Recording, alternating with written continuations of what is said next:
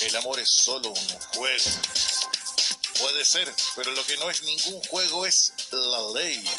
Y en los jueves legales tenemos la oportunidad de contar con la sabia presencia, con su excelencia a nivel legal, a nivel de derecho, como es el caso del señor Luis Cuadra. Don Luis, ¿cómo está? Muy buenos días. Buenos días, Leito. Muy bien, ¿usted cómo está? No se ve, porque es una radio, pero siempre lo veo a usted con la música disfrutando, bailando así como a concho. Es que tremendo tema que puso, y además la música de la Radio X me encanta, espectacular. Lo conversábamos la semana pasada, sí. Usted se inspira en la música. Sí, a mí me provoca un efecto que me cambia el ánimo. No sé si a usted le pasa, me motiva. No, el efecto contrario que le pasa a algunos que cuando tienen un estado de tristeza ponen temas románticos y de tristeza no más. Me gusta levantarme el ánimo y la música de la Radio X levanta el ánimo. Es como movida. Además, la época creo que fue una época en la cual la gente como que era más movida, más entretenida. Y además destaco que en esa época lo que más se valoraba eran las voces, Leito. Así es. Las voces. Recordando lo que hablábamos también la semana pasada, veo zapato negro, calcetín negro, pantalón negro, camisa blanca con unas líneas como lilas, haciendo juego con lo que es su corbata, chaqueta negra. No quiero ni pensar dónde tiene usted ubicado el color rojo en el día de hoy, que es el color de la suerte. No quiero ni pensar y tampoco voy a preguntar. Lo que sí vamos a conversar, 1-0, y consultar en el día de hoy es sobre un concepto, don Luis, que hemos escuchado, pero tantas veces, pero que no tenemos idea. Sí. Lo hemos escuchado en las noticias, lo hemos leído, pero uno de repente, si se pregunta, ¿uno sabe en detalle qué es? O mejor, nombre usted el tema del día de hoy. Hoy día vamos a hablar de el recurso de amparo. ¿Cuántas veces hemos escuchado esto? Y no es que sea alguna acción de última hora que vaya a cometer alguna mujer de nombre Amparo que tenga un recurso de última hora, sino que es otra cosa. Ya. Vamos especificando. Por eso le pido a usted, don Luis. Así es.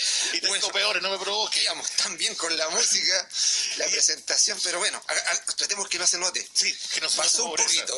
Bueno, en este caso, don Luis, la pregunta va, ¿qué es el recurso de amparo?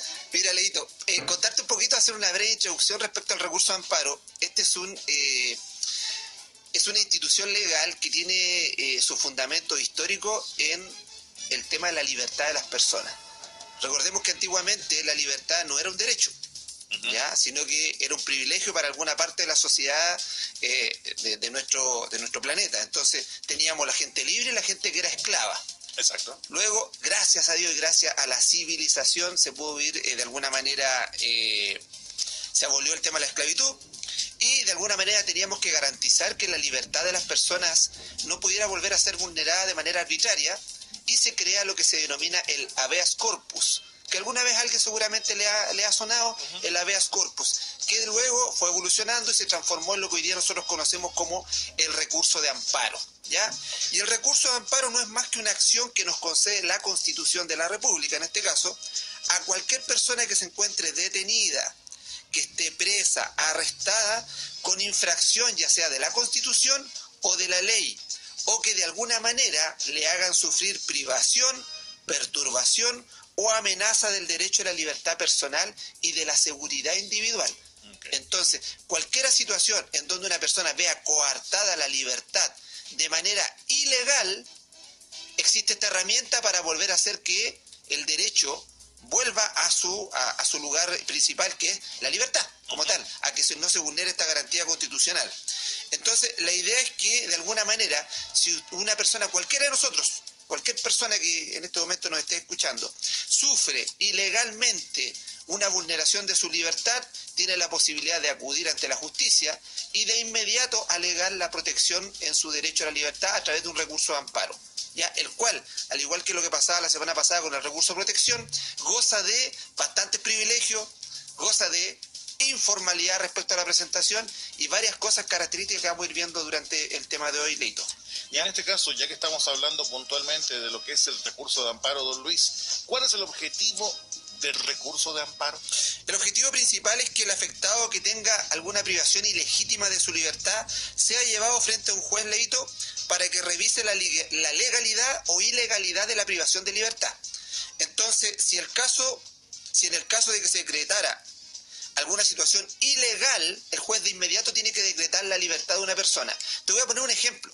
Imaginemos que a ti te hacen un control de identidad, Leito, y resulta que no andas trayendo tu carnet de identidad, no andas trayendo nada que identifique, ni siquiera tu pase escolar o tarjeta estudiantil. TNE, Tarjeta Nacional Estudiantil. Se me cayó el carnet de nuevo. ¿Ya? No andas con nada. La ley dice que Carabineros debería llevarte al lugar, en este caso a la comisaría. En ningún caso te tiene que ingresar a un calabozo porque no estás arrestado. Y después de 5 horas, bueno, ellos tienen que hacer todas las formas para poder identificarte. Okay. Si dentro de un transcurso de un plazo no superior a 5 horas no hay forma de identificarte, Carabineros te tiene que dejar libre. ¿Ya? Ahora, ¿qué pasa si pasan las 5 horas? Entonces, la detención o la privación de libertad sería lícita, sería totalmente ilícita si es que no se ha cometido ningún delito. Por lo tanto, imaginemos que la autoridad viene y no te suelta. En ese caso, obviamente, es procedente un recurso de amparo para procurar de inmediato la libertad. Ya, porque se está de alguna manera coartando un derecho constitucional de manera injusta. Entonces, ahí va la situación en donde el juez, conociendo el hecho, decreta de inmediato la libertad. ¿Ya? Vamos con lo siguiente con respecto al tema del recurso de amparo. ¿Qué tipos de amparo se pueden interponer? Y por favor no me vaya a decir amparo Grisales, amparo Noguera. Sino ¿qué tipos de amparo se pueden interponer, don Luis? Bueno, en cuanto a los tipos de amparo, hay 2 tipos de amparo, Leito. Puede haber un amparo correctivo, que es el que busca corregir un arresto, alguna detención o alguna prisión, que se haya producido efectivamente violando la Constitución o cualquier ley. ¿Ya? Ese es correctivo. Y el segundo es un amparo preventivo, que lo que busca es prevenir que haya una perturbación o que exista una amenaza a la libertad personal y seguridad individual. Es decir, se podría interponer un recurso de amparo cuando ya violaron mi libertad o cuando, por ejemplo, se ve amenazada mi libertad. Entonces depende de uno y otro. Hay que tener bastante cuidado con esto, Leito. Hoy día lo que se ha hecho mucho de moda, y usted lo ha visto en la televisión, son los arrestos ciudadanos. Sí. Usted ha visto, ¿cierto? Entonces hay que tener mucho cuidado con sobrepasar respecto a impedir de alguna manera o llegar a violar algún derecho de las personas cuando se arresta de manera indebida, o también lo que pasa a veces, o se golpea, o cuando, por ejemplo, pasa en un supermercado que alguna persona viene y es detenida por los guardias solamente basado en presunciones, lo llevan a un lugar privado, encerrado, y coartan la libertad. Hay que tener mucho cuidado, porque recuerden que la libertad es una garantía constitucional, o sea, está dentro de las normas superior a cualquier otra ley menor, inferior. Entonces, hay que tener mucho cuidado de no vulnerarlo. Si llegamos a vulnerar, obviamente va a pasar un mal rato. De hecho, hay casos que no son pocos, ¿sí?, de detenciones en supermercados que después se ha comprobado que era solamente por lo que era el aspecto, pero no por un hecho concreto. Hay un tema de discriminación por el cual se provoca eso. Algunos también... luego se comprueba que no cometió ningún delito. Sí. Ya se comprueba que no hay delito, y además de la detención se provocan las lesiones, porque estas personas se creen de alguna manera con el derecho a poder agredir a una persona solamente por vestir un traje de guardia. Hoy día, en la práctica, Leito, un guardia tiene menos privilegio que un civil para poder arrestar a alguien. Sí, de todas maneras. O sea, hoy día un guardia, ¿por qué? Porque el guardia hoy día se supone que tiene una capacitación adecuada. Recuerden que los guardias en Chile tienen que primero cumplir algunos requisitos. Ellos tienen que hacer un curso. ¿En teoría o obligatoriamente, señor abogado? Es que obligatoriamente deberían tener un curso. ¿Por qué? Porque esto es fiscalizado por Carabineros de Chile. Recuerden que tiene que tener el curso S10, ¿cierto? Entonces, estos cursos, que los mismos Carabineros son los que lo entregan, se fiscaliza después. ¿Por qué? Porque lo que tenemos que procurar es que estos guardias estén preparados respecto a cuándo pueden detener, ya, qué derechos no pueden vulnerar, ya, y hasta dónde pueden llegar. Ellos solamente pueden detener ante un delito flagrante, igual que cualquier civil, pero con el solo objetivo de entregarlo a la policía. Es un tema de verdad muy interesante, el tema de los guardias, porque de repente nos encontramos, y tampoco la idea es generalizar ni caer en la caricatura, pero nos encontramos muchas veces con casos de guardias, y no hablo de supermercados particularmente, nos encontramos con guardias, por ejemplo, de centros nocturnos, de discotecas, que son muy, muy violentos. Bueno, normalmente los guardias de centros nocturnos no cuentan con cursos.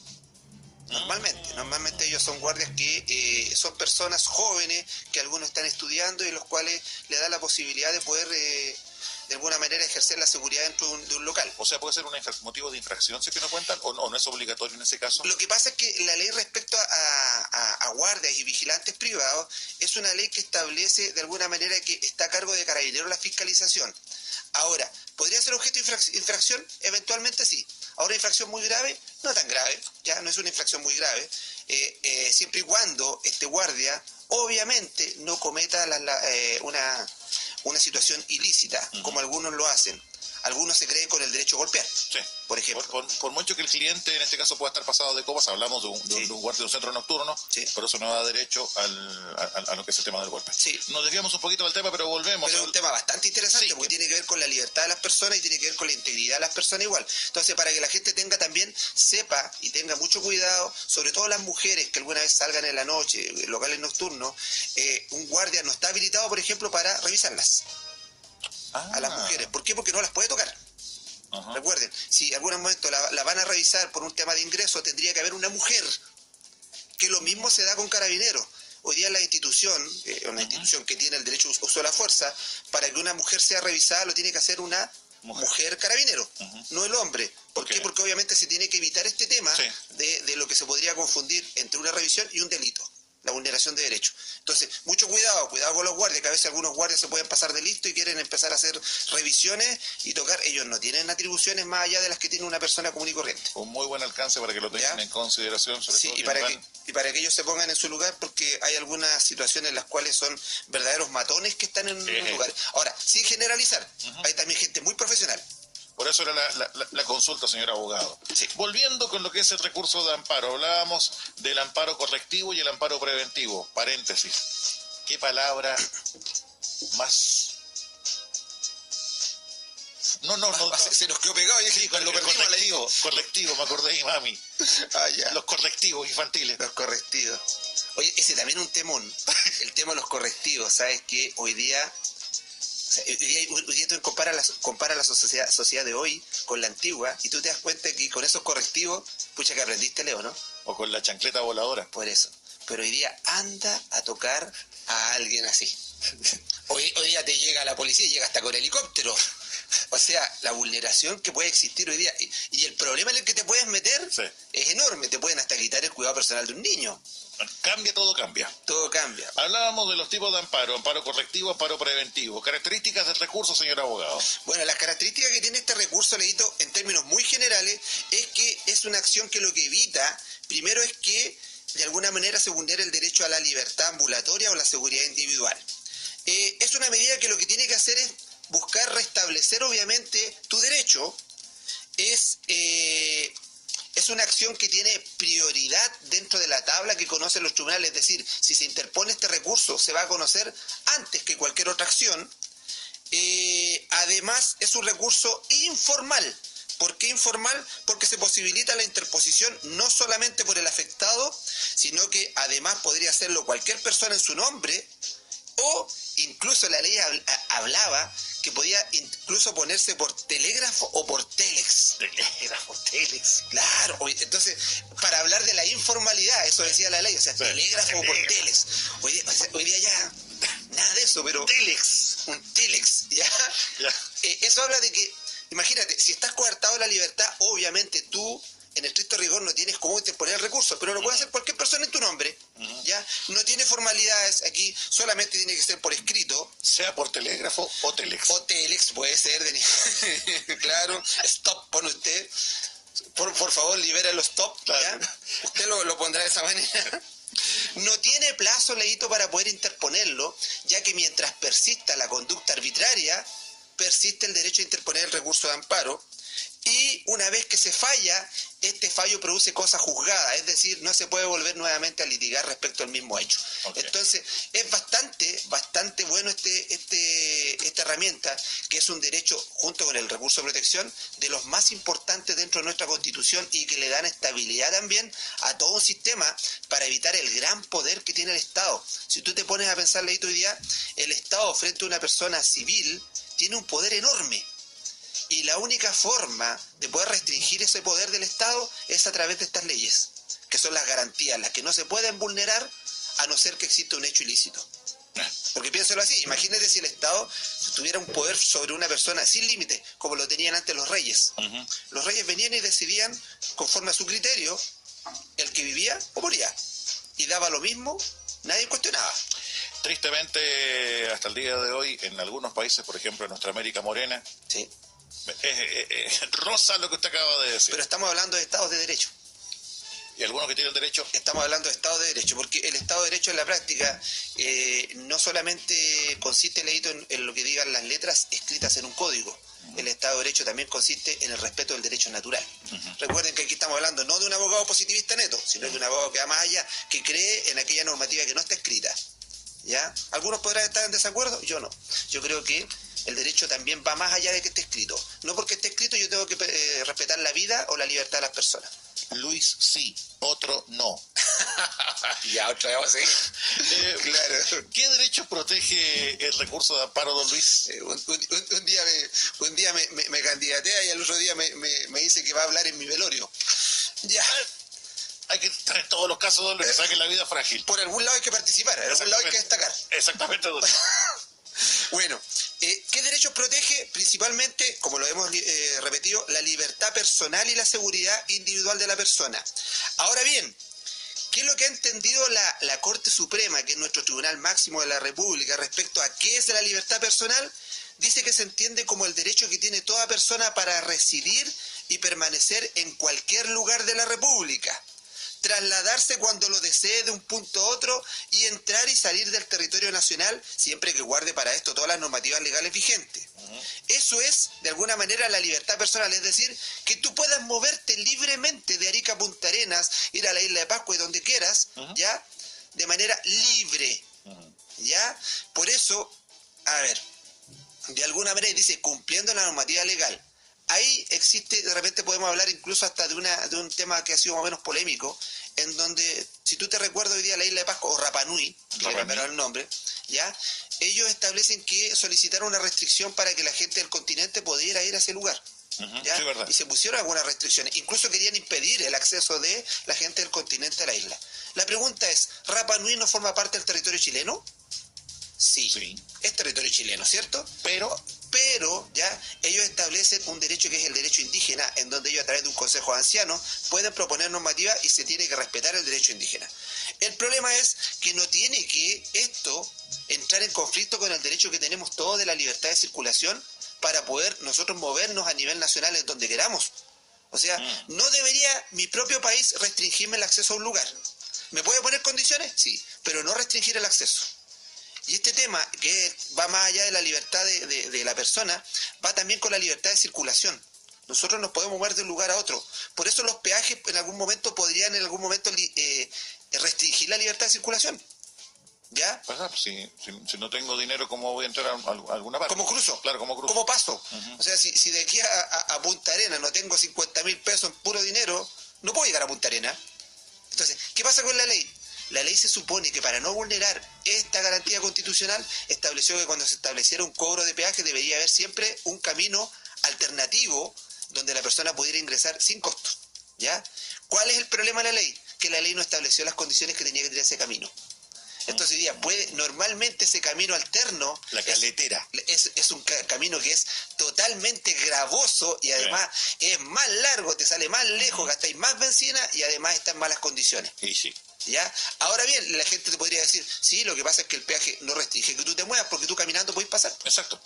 El peaje para el vehículo. Para vehículos, pero no para la persona. Entonces, ahí entramos en un conflicto. Entonces, tiene que ver con libertades, Leito.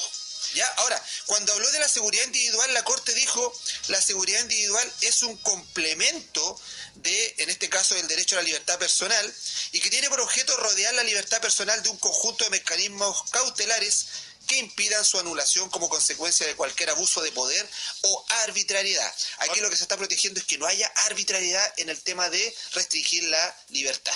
¿Ya? Mire, igual me estaba acordando cuando usted hablaba de la libertad de poderse mover, el tema, por ejemplo, que cada temporada estival es tema, el acceso libre y soberano a todas las playas. Sí.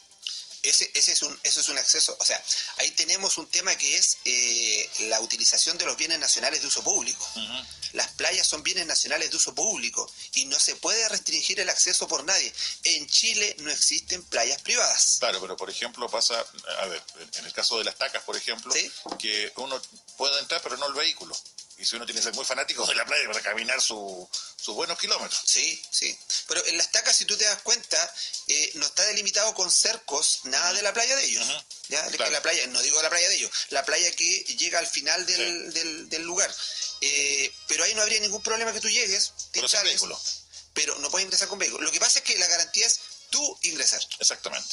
¿Ya? Así que a dejar el huevo duro y los papagayos afuera. Claro, o sea, usted tendría que dejar el auto lejos y después irse con sus cositas. Con su cocaví. Pero si en algún momento está restringido, si hay un portón, si existen cadenas o existen rejas, de inmediato usted tiene que recurrir a la autoridad, en este caso Carabineros de Chile. ¿Para qué? Para que se les dé el ingreso. ¿Ya? No hay posibilidad de playas privadas. Tampoco hay derecho de admisión, en el sentido de decir, esta persona tiene como una pinta sospechosa. No puede entrar hasta un locutor de radio a la playa. Ya, mucho ya. Ni un problema. 1-1. Y esa me dolió.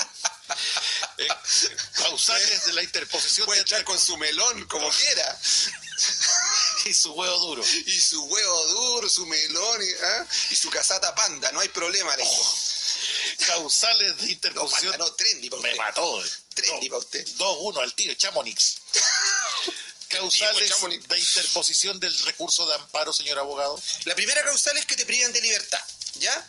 Si se trata que la persona fue arrestada, detenida, con infracción de lo dispuesto en la Constitución, esa es una de las primeras causales. Y la segunda es la amenaza a la libertad ambulatoria, la que hablábamos recién, que es el derecho de poder circular dentro de este país. Ahora bien, existen unas causales que son especiales, ¿ya? ¿Cuándo se producen estas? Normalmente esas causales especiales están contempladas por la ley cuando se vulnera de alguna manera un derecho. Por ejemplo, le voy a poner un ejemplo, cuando existe una orden de arraigo, una detención o privación de libertad emanada de una autoridad que no tenga facultades para poder establecerla. La orden de arraigo es, en este caso, es una facultad que tienen los jueces para poder impedir que tú salgas del país. Okay. Normalmente, por ejemplo, cuando tú des pensión de alimentos, lo primero que uno pide como abogado es orden de arraigo, para que no salgas del país y no te puedas escapar. Entonces imaginemos que haya o que exista algún juez que decreta una orden de arraigo, en realidad no un juez, imaginemos que sea una autoridad cualquiera que decreta una orden de arraigo sin tener la facultad de hacerlo. Okay. En ese caso existe obviamente la posibilidad de interponer un recurso de amparo porque esta persona está vulnerando un derecho y sobre todo porque no tiene las facultades. Uh-huh. Ahora, también podría darse el caso cuando una persona, en este caso un magistrado o un juez, expide alguna orden que coarte tu libertad sin tener facultades para hacerlo. ¿Ya? Okay. Se puede dar el caso de que, por ejemplo, una persona sea coartado de la libertad personal y no se le haya notificado conforme a la ley. Es decir, no se le haya dado aviso del tema. Recuerden que hoy día, para que se dé lo que se conoce como el vínculo procesal en materia legal, se requiere que la otra persona esté notificada. Yo no puedo, Leito, saber, por ejemplo, que existe un juicio en mi contra si nadie me ha avisado. Y por eso el sistema establece que la primera notificación dentro de cualquier juicio tiene que ser personal. Uh-huh. Me tiene que encontrar. Y en casos muy puntuales, la ley da la posibilidad de que se notifique de manera subsidiaria. ¿Cuándo? Cuando un ministro de fe verifique que tú vives en el lugar, que existan personas que hayan dado dichos que indican que tú estás ahí y se hayan hecho a lo menos 2 búsquedas en horas y días distintos en el domicilio donde tú obviamente fuiste notificado. De lo contrario, la detención podría ser ilegal. También se puede dar una cosa bastante posible, que es cuando, por ejemplo, hay un incumplimiento en la pensión de alimentos. Normalmente uno le pide al tribunal que se pida el arresto. El tribunal pide el arresto. Uh-huh. Lo emite a la Policía de Investigaciones. Normalmente la Policía de Investigaciones, con la recarga enorme que tiene de cantidad de pensión de alimentos, se demora un tiempo, normalmente más de 30 días, y en algunos casos las búsquedas están frustradas, es decir, lo buscan a la persona y no lo encuentran, y remiten nuevamente el informe al tribunal, y el tribunal dice, ok, se revoca el arresto. Pero imaginemos que un policía por ahí encontró la orden, encontró al tipo y lo toma arrestado.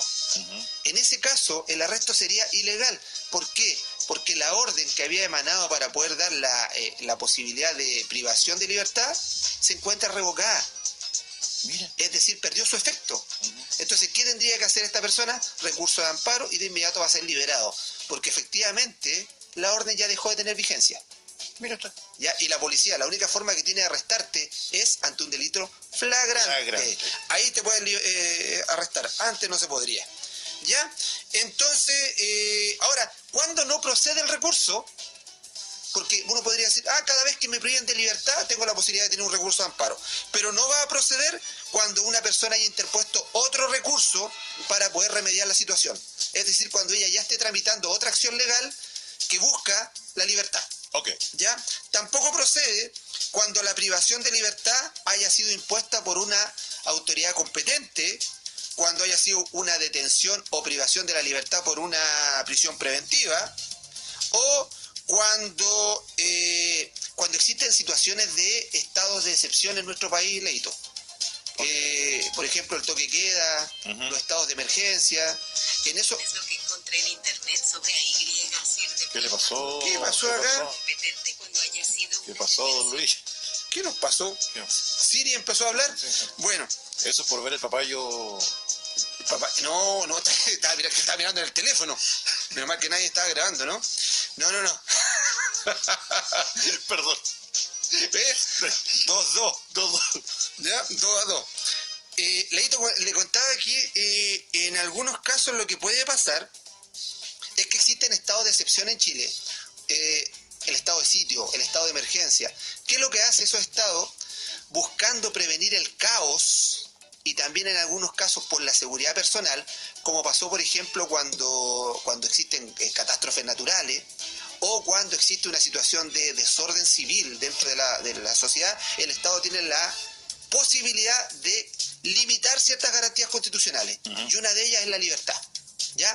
Entonces, en esos casos, el Estado puede establecer esta garantía constitucional, no vulnerarla, sino que limitarla. Eso no significa que el tribunal no va a conocer del recurso, pero no puede ir en contra de la facultad que tiene el Estado de coartar por ese periodo la libertad de las personas. ¿Ya? En Chile hubo un periodo de nuestra historia en donde se interpusieron muchos recursos de amparo, ¿ya? Y que lamentablemente nuestros tribunales nunca los resolvieron de manera como debía haberse hecho, pero también es entendible respecto a la condición que vivía nuestro país. Bueno, estamos en el día de hoy conociendo nuestros derechos, como cada día jueves, como también nuestros deberes y obligaciones. Y en el día de hoy, conociendo lo que es el concepto del recurso de amparo. Y con respecto a este tema, señor abogado, ¿quién puede interponer un recurso de amparo? Leito, lo puede interponer toda persona natural. Puede ser el propio afectado, la persona que está arrestado, privada de libertad, o cualquier otra persona a nombre del afectado que lo interponga. Ahora, ¿se necesita un abogado para interponer un recurso de amparo? No, iba a decir lamentablemente, pero no, Leito. No se requiere el patrocinio ni la representación de un abogado para interponer recurso de amparo.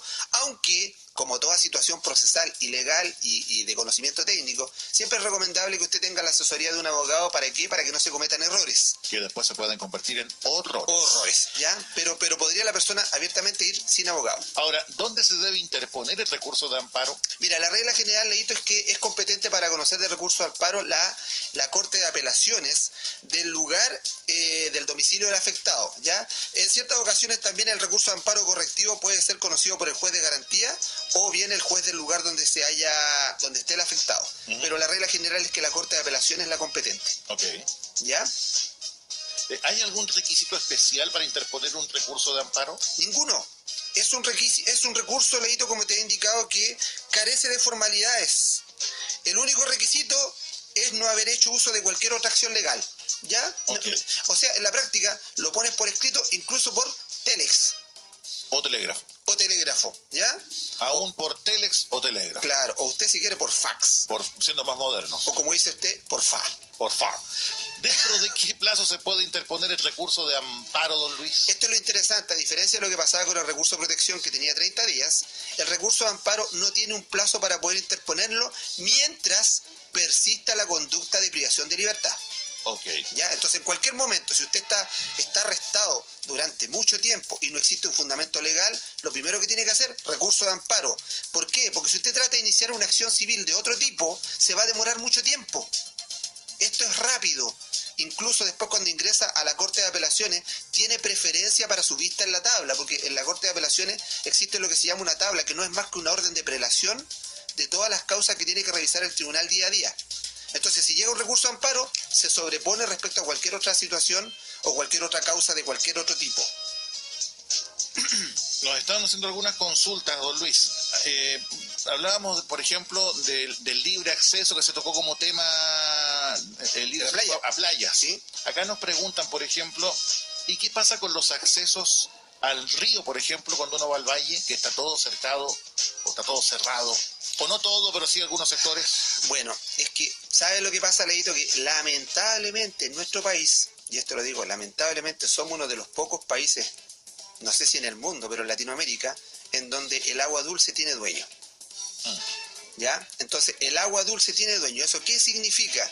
Que lamentablemente hoy día existen incluso escrituras públicas en donde establecen el derecho de propiedad respecto a las aguas dulces, que no es lo mismo que el derecho de propiedad respecto al mar. El mar es un bien nacional de uso público, pero los ríos ahí entramos en una discusión en donde existen leyes, en donde hay personas que sí tienen acceso a ese tipo de situaciones, a los ríos específicamente. Entonces ellos vienen, ponen un camping, cercan y todo, ahí efectivamente podrían de alguna manera coartar la libertad si dentro de sus escrituras aparece que son dueños del lugar. Incluso en algún momento hablamos, Leito, que esto no es tan simple como comprar un terreno, hacer un hoyo y quedarse con el agua dulce que aparece por abajo, las napas subterráneas. No, todo eso tiene dueño en nuestro país. Que pasa muchas veces que hay gente que compra terrenos muy baratos y se encuentra después con el tema del acceso al derecho al agua. Así es. Que sale a veces, no diré más caro que el terreno, pero sí que genera muchísimos problemas o trabas legales. El problema es que tú puedes pasar a llevar los derechos de la otra persona, del propietario que sí tiene derechos de agua. Porque normalmente estos loteos, que incluso hoy día tenemos una gran, incluso lo estuve leyendo este fin de semana en el diario, aparece que Obras Públicas, creo que fue, Ministerio de Obras Públicas, hizo una estadística y tenemos una cantidad enorme de loteos irregulares en nuestra comuna, en nuestra región, en donde se están vendiendo loteos que no se pueden subdividir, que son loteos agrícolas y que los venden bajo el pretexto de que son loteos residenciales, y en donde incluso les dicen que venden el loteo sin estar subdividido, que no son más que cesiones de derecho, y les dicen, no se preocupe por el agua, porque usted hace el hoyito, pone un pozo que cuesta como 500.000 pesos poner la bomba y va a tener agua y no paga nunca más. Eso es totalmente falso.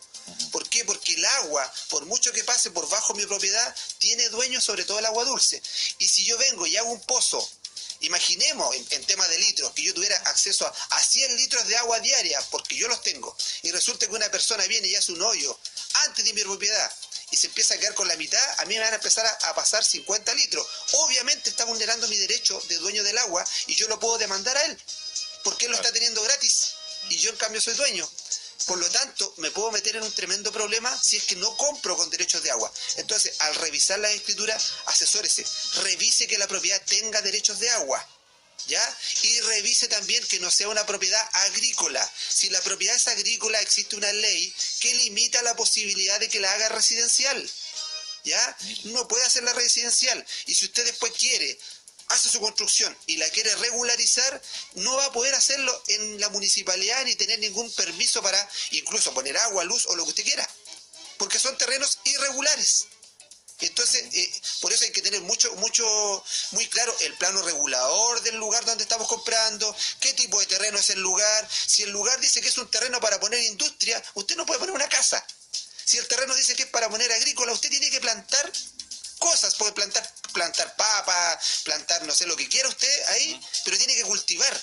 No es un terreno urbano, por lo tanto no está hecho para que usted haga una población nueva, traiga a su familia y todo. No, después va a tener un enorme problema, ¿ya? Y un problema se va a meter en un tremendo problema como lo que están pasando mucha gente de Alfalfares, mucha gente de Pan de Azúcar, que fueron lamentablemente engañados. Incluso hoy día a la mañana estaba viendo Fabricio, que estaba saliendo del tribunal, donde él mismo vino y vendió loteos subdividiéndolo cuando no se podía. estaba tratando de subdividir loteos. Que a veces dicen, compre 1000 metros cuadrados. Claro, él estaba tratando de hacer subdivisión de terrenos agrícolas, cuando en la práctica él sabía que no se podía. Y hoy día lo están acusando de estafa, 14 personas. Esto es una noticia que es pública. Ajá. 14 personas. Él dice que no. Dice que la escritura estaba tan bien hecha que todos sabían cómo se estaba comprando. Entonces ahí empieza un problema. Por eso, no se metan en esos problemas. Normalmente cuando las cosas son muy económicas, sospeche. Sí. Sospeche. Sí. Algo raro hay. Ya, disculpa que me alargue, Leito, no, pero... por favor, este espacio estudio, señor abogado. ¿Ah? Yo soy un simple invitado. Soy una simple servilleta que acompaña el plato principal. Soy un simple cordón que acompaña el zapato. Soy una simple papa que acompaña el calcetín. Claro. No, es que la idea, Leito, es que la gente aprenda. La idea es que no caigan estas cosas de gente inescrupulosa y no crean lo que sale de la boca hacia afuera. Recuerden que en nuestro país, lamentablemente, el valor de la palabra ha perdido mucho, repitiendo el mismo, mucho valor. Hoy día la palabra no tiene mucho valor. Se las lleva el viento. Se las lleva el viento. Normalmente esa persona que usted se comprometió con muchas cosas, cuando usted tenga problemas, ella va a decir, yo no sé, yo le dije. Por eso, déjelo por escrito. Si uno va a hacer una inversión para comprar un terreno, si uno va a hacer una inversión más que un terreno, para comprar algo, lo ideal, y no es un tema de publicidad, no es un tema de quedar bien, sino que simplemente de sugerir que agregue un porcentaje a esa inversión, que puede ser muy grande, pero agregue un porcentaje para asesorarse con abogados. Sí. Porque tristemente pasa que uno quiere cumplir el sueño de su vida, de decir, me encantaría tener un terreno, por ejemplo, en tal parte, y con los ahorros de su vida se compra ese terreno y ese sueño se convierte en una pesadilla. Leito, mira, y tú estás dando el clavo en algo muy importante. Mira, hoy día una propiedad, específicamente me estoy acordando de una propiedad que compró una persona, y hoy día tenemos ese mismo problema. Imagínate hoy día una propiedad que tú quieras comprar 40 millones de pesos, no sé, 40 millones de pesos. Hoy día, si tú no quieres tener problemas, hoy día un estudio de título, normalmente un estudio promedio, no te va a cobrar más allá de 200.000 pesos para hacer un estudio de título. Y ese estudio de título, ¿qué significa? Que te van a revisar, y nosotros revisamos la propiedad desde que tú la compraste hasta 30 años hacia atrás. Se revisa todo, se revisa servidumbres. Es decir, la servidumbre significa, imaginemos que tu terreno está al fondo del lugar donde están todas las propiedades. Okay. Pero resulta, ¿habrá algún camino que me permita entrar a mi propiedad? Porque no necesariamente los propietarios de los otros terrenos me tienen que dar acceso. Entonces, ¿qué tiene que revisar uno como abogado? Que existan servidumbres, es decir, que hayan propietarios que hayan inscrito la servidumbre y en donde yo tengo un derecho siempre de paso, de tránsito. Servidumbre revisamos la situación de obras públicas. ¿Qué pasa con la calidad del terreno? Si es agrícola o es urbano. Revisamos situación del agua, revisamos situación de la energía eléctrica, revisamos si está hipotecada, revisamos si hay deudas de luz, si hay deudas de contribuciones, si están inscritas, si hay hipotecas. Se revisa toda la historia de aquí a 30 años. Y una vez revisado, se le entrega el informe a la persona y él puede con confianza decir, compro. O dentro del informe nosotros le decimos, se sugiere no comprar. Bueno, por eso y por mucho más está la invitación para que usted no solamente cada día jueves esté en la sintonía del 104.9, sino que también tenga la oportunidad de acercarse a don Luis Cuadra. Si tiene alguna consulta, alguna duda, nuestro WhatsApp, sin mensaje de audio, por favor que sea mensaje de texto, en este caso en lo que es el WhatsApp, el más 569-88449167, más 569-88449167, que es el WhatsApp de la radio. Ahora, si se quiere comunicar directamente con don Luis o con él, que abogados a nivel general. Claro, no audio, porque en el audio puede salir algún audio que no nos sirva, ¿cierto? O ya con esa, ya está repetido, ya parece, ya está podrido ese chiste ya. Tantas veces que mandan esas cosas. Lo que le acaba de salir a usted su teléfono, señor abogado. Sí, y lo que usted está mirando en la pantalla en este rato, pues Leo. Bloqueo de pantalla. ¿De dónde salió esa? Voy a dejar de ver esta foto de la Pitica Uvilla. ¿Quién es esa chica con lente que aparece ahí?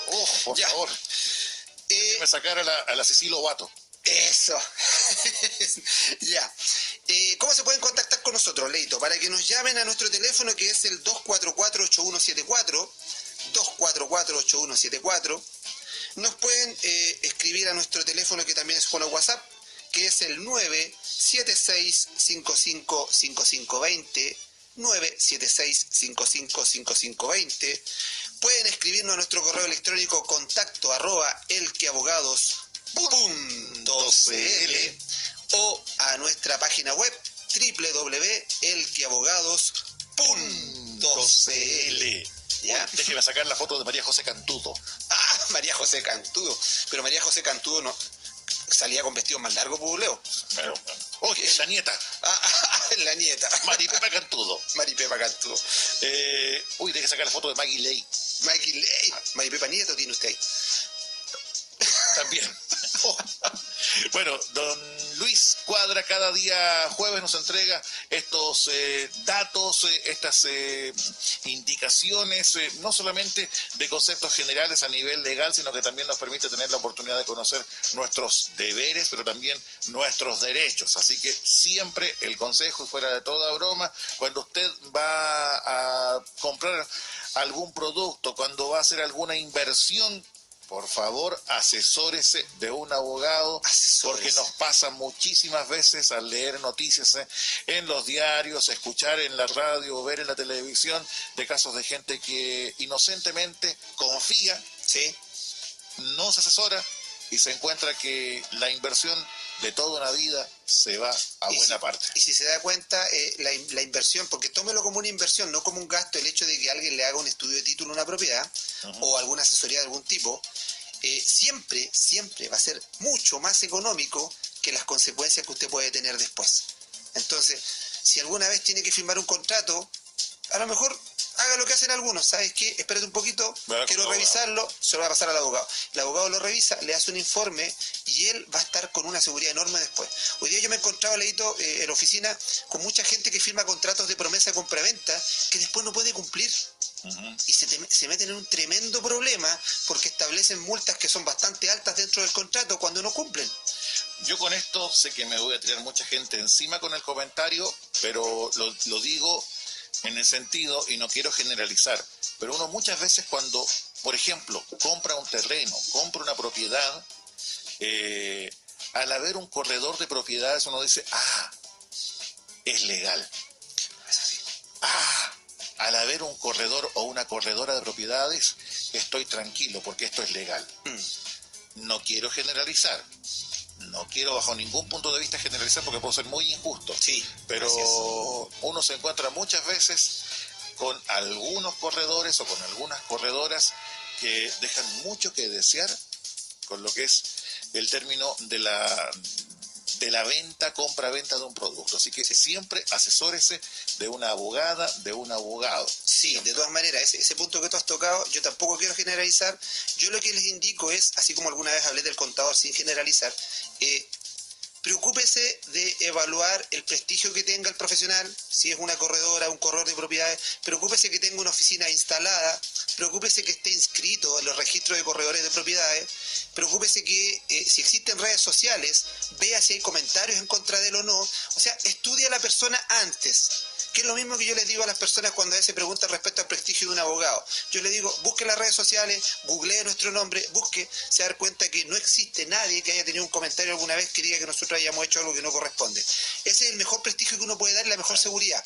Ahora, respecto a corretaje de propiedades, normalmente el corredor sabe mucho de cómo vender, cómo hacer buscar el cliente y ponerlo en su lugar. El problema está que si después se presenta una situación legal, él se va a alejar. Sí. Entonces, mucho cuidado ahí. Entonces, no se confíe. El corredor es bueno para vender, para poder mover la propiedad dentro del sistema. Pero en la materia legal tiene que verlo un abogado profesional en temas legales. ¿Ya? Entonces, a lo mejor no deje de usar uno u otro. A lo mejor use los dos. O a lo mejor un mismo abogado tiene ambas calidades para que puedan hacer el tema del corretaje. Porque hoy día nos podemos meter en un problema y normalmente tú te metes en un crédito hipotecario que te condenas casi la mitad de tu vida a pagarlo. Sí. Entonces la decisión tiene que ser bastante bien estudiada. Una cosa es que quien vende ocupe al corredor para evitar los trámites de mostrar la propiedad y todo eso, pero usted como comprador asesórese y déjese guiar por una abogada, por un abogado. Y si es del que abogado, mejor todavía. Luis sí, otro no. Así es. Don Luis, ha llegado el triste momento en el cual tenemos que Oh, no, despedirnos. otra vez nos vamos ya. Sí, pues. Y yo que espero el día jueves. Yo también, don Luis. Sí, yo el día martes digo, no, el martes no es como el jueves. Yo el miércoles digo, qué bien, llega mañana don Luis. Yo digo, ya llega mañana un rato que me vaya a reír un rato, después de una semana tan sufrida, de tanto alegatos. Soy su payaso radial, don Luis. Real cuento con mi nariz roja para hacerle juego con su color de la suerte. Pero esa no es artificial, Julio. Ay, hombre, qué maravilla. Don Luis, hasta el próximo jueves. Nos vemos, don Leito. ¿El próximo jueves siguiente o el jueves feriado?